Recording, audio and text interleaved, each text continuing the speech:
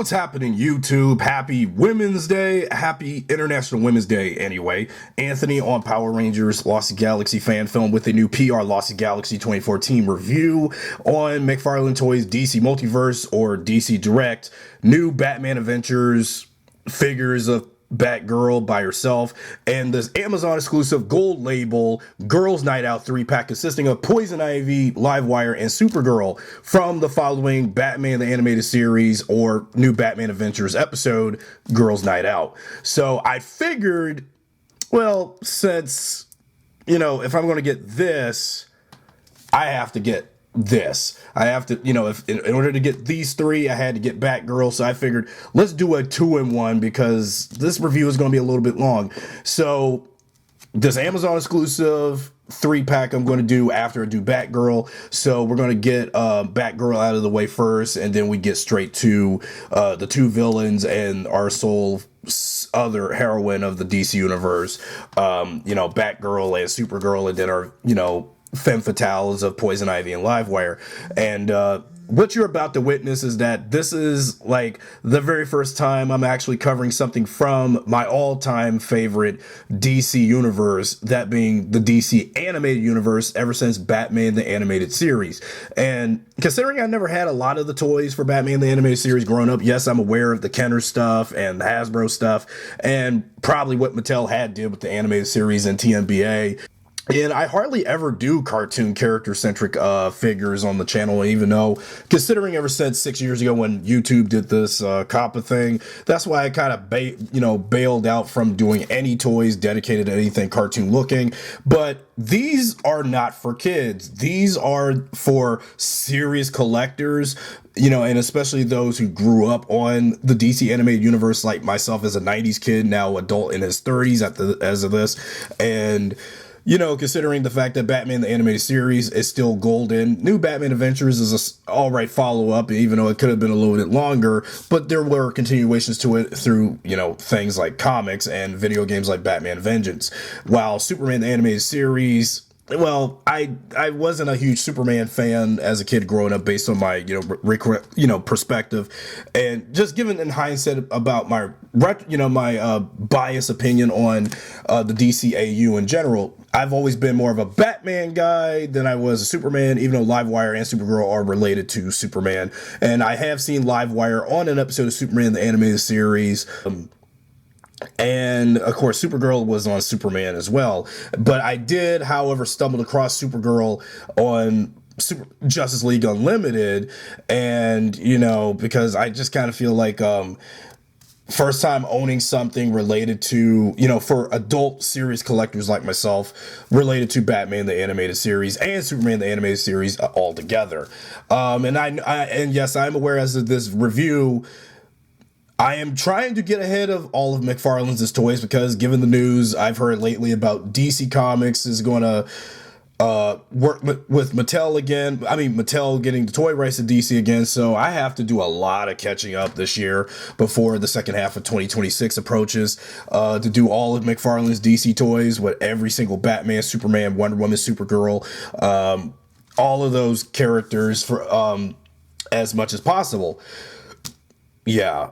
And it's kind of tad sad, really, because I apologize for being so late in this McFarlane Toys DC multiverse stuff lately, but I really need to catch up, really catch up. So anyway, I got them both on Amazon, even though this is definitely an Amazon exclusive. First time owning anything that was exclusive to the online retailer I get most of my action figures from.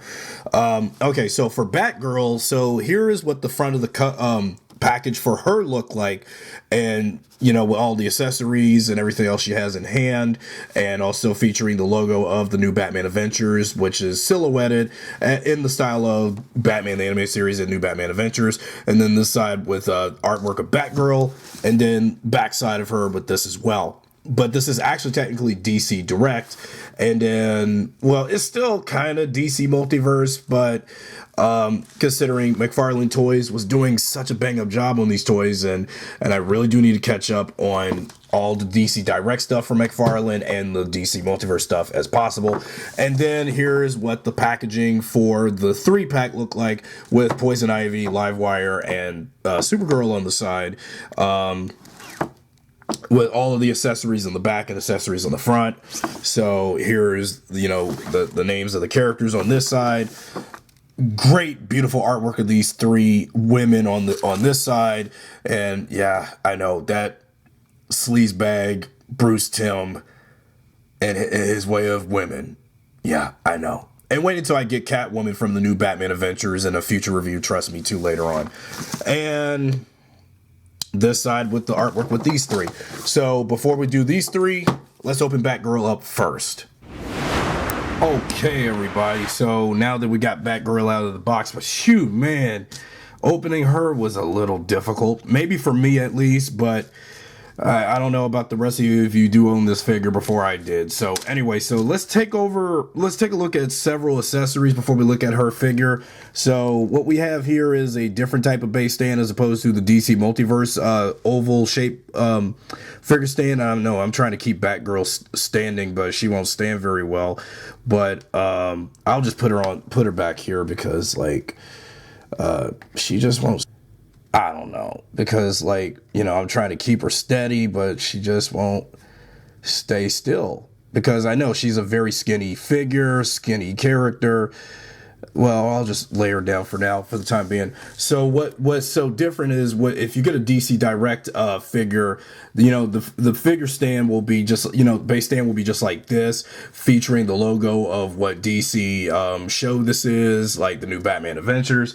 And same go for like if I do get a regular Batman the Animated Series figure from McFarlane Toys or Batman Beyond, this is what these kind of base stands is, as opposed to your usual McFarlane Toys DC Multiverse base stand. So you have that. So Batgirl has 1, 2, 3, 4, 5, 6, 7, 8. If you also count some of the interchangeable hands that's already applied to the figure already. So look at all of these itty bitty looking yellow hands for her. Like, oh my God, 2, 4, 6, 8. And we also count, 10. So she has 10 different changeable hands that you can apply for her, and also have her recreate what poses she was doing based on the show. And then all her gadgets, like her Batarang and whatnot. So you have the Batarang, this right here, and then this, what is this supposed to be? Another small Batarang for Batgirl, and then another one that's very, very small. So you have that Batarang, because she has like quite a lot of small pieces to her, as so does I thought. And also, these 2 hands that came with when opening the figure. And man, she just don't want to stand, does she? Okay, Barbara, you don't want to stand? Then just lay down until I pick you up again. And then what I do like about these DC Direct figures, especially for this, is that it does feature a photo frame animation cell, which is pretty darn cool. A very good, neat feat for a collector like myself, featuring animation cells for Batman the Animated Series, new Batman Adventures, and possibly Batman Beyond, because I'm not quite sure, because before McFarlane Toys loses the license to Mattel, I hope they do something like this for Teen Titans and a few other DC animated shows like Young Justice before the license is up, or I don't know what, depending on what Mattel will do when they get the toy rights to DC again. And this is really awesome how I got a piece of production art for the new Batman Adventures, and also featuring the air date of the episode, if you can read it and pause it, July 11th, 1998. And then featuring who directed the episode, who did the story, who was behind the animation, and who did the music for the episode, and the plot of the episode. But actually, this Batgirl figure was from the episode Love is a Crock, which was episode 13 of TNBA. So I had to get this Batgirl figure because since I got the 3-pack, makes sense. I gotta have Supergirl and Batgirl team up against Livewire and Poison Ivy, but we'll look into that 3-pack in a moment. So put this animation cell away, and now let's take a look at Batgirl. Okay, so straight out of the cartoon, straight out of TNBA as usual, but there isn't much posability, but have her do a, classic pose just like shown on, where's the box? As just like on the box here, and try to make her pose, but she just again won't stand well because since she is very, very lightweight, very skinny, so I gotta try to get her to pose a certain way. And also I do like how articulate the hand joints are on these figures too, and make sure she looks exactly how she's supposed to look.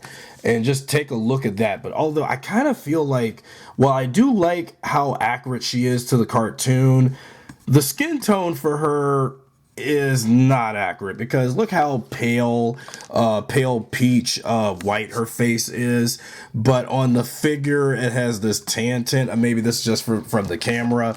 Maybe if I did edit to the coloring of the video, the face will pick up differently, or it'll be the same. I'm not quite sure.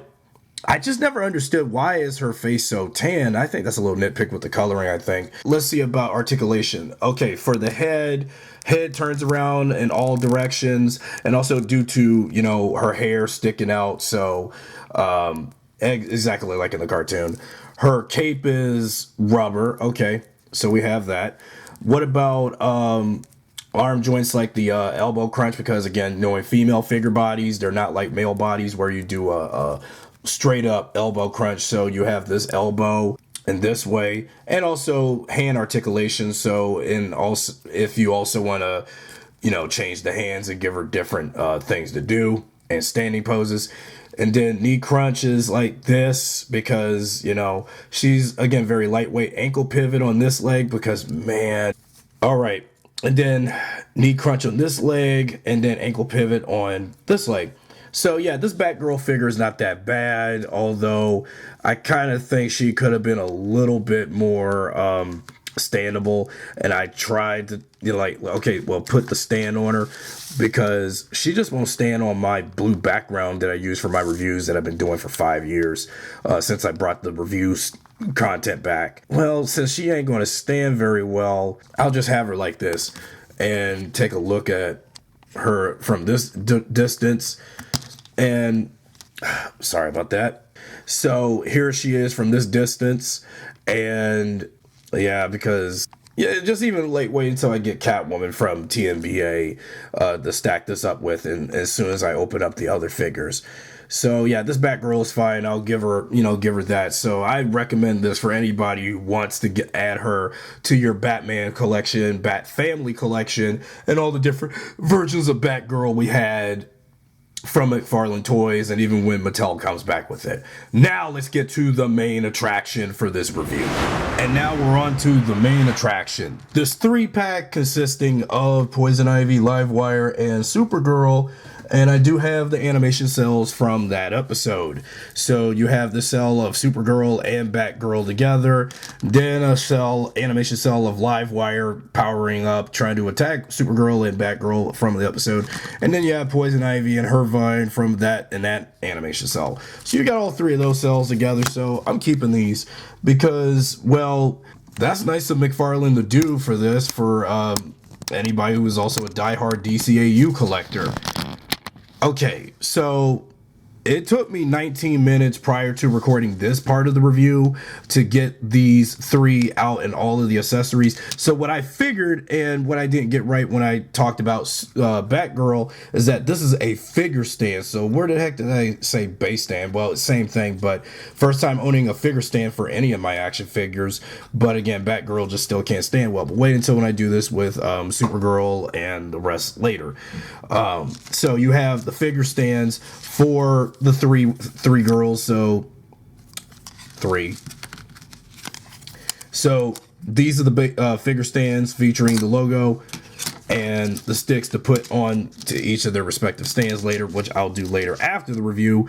And then let's talk about other accessories that they also have. So you got Supergirl's 4 white interchangeable hands, Live Wire's 4, blue interchangeable hands, and Poison Ivy's green interchangeable hands.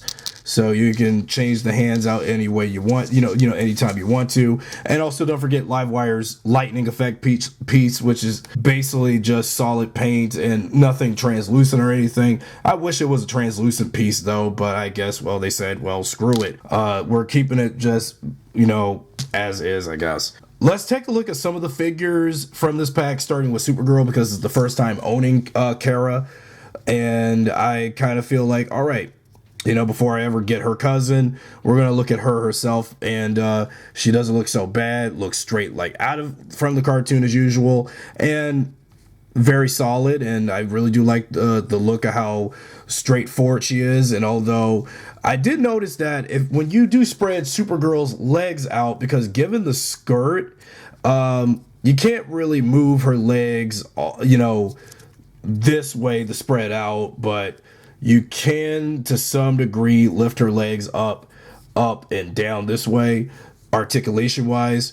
You can also, move her arms over too, so do the elbow crunch and get both the elbow crunches up on this figure. Because as much as this being an Amazon exclusive, there isn't that much articulation on this pack, but I just like just to have these figures. But, so yeah, you got the arms up.